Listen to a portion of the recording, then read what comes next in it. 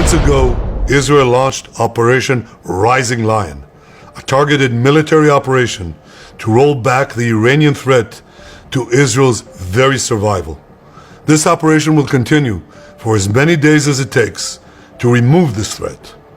For decades, the tyrants of Tehran have brazenly, openly called for Israel's destruction. They've backed up their genocidal rhetoric with a program to develop nuclear weapons. This morning, the IDF began preemptive and precise strikes targeting the Iranian nuclear program in order to prevent the Iranian regime's ability to build a nuclear bomb in the immediate time frame. We have no choice. We are operating against an imminent and existential threat. We cannot allow the Iranian regime to obtain a nuclear weapon that would be a danger to Israel and the entire world.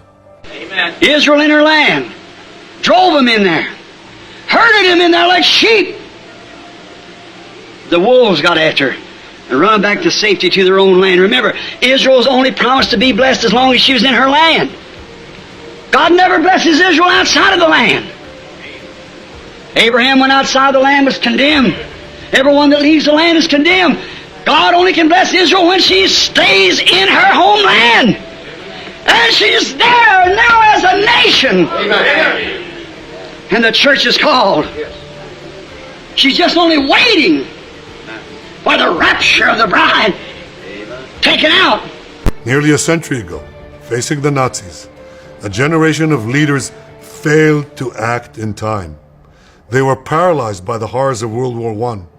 They were determined to avoid war at all costs, and they got the worst war ever. They adopted a policy of appeasement. They closed their eyes and ears to all the warning signs. That failure to act resulted in World War II, the deadliest war in history. It claimed the lives of 60 million, including 6 million Jews, a third of my people. After that war, the Jewish people and the Jewish state vowed, never again. Well, never again is now. Today, Israel has shown that we have learned the lessons of history. When enemies vow to destroy you, believe them. When enemies build weapons of mass death, stop them. As the Bible teaches us, when someone comes to kill you, rise and act first. This is exactly what Israel has done today. We have risen like lions to defend ourselves. Over 3,000 years ago, Moses gave the people of Israel a message that has steeled their resolve ever since. Be strong and courageous, he said. Today, our strong and courageous soldiers and people stand together to defend ourselves against those who seek our destruction. And now we know, we are aware, the earth has just went through some great birth pains, and the church is going through some birth pains. It had to go through birth pains for it to give each one of the prophets, when they came into the world, it was a birth pain to the church.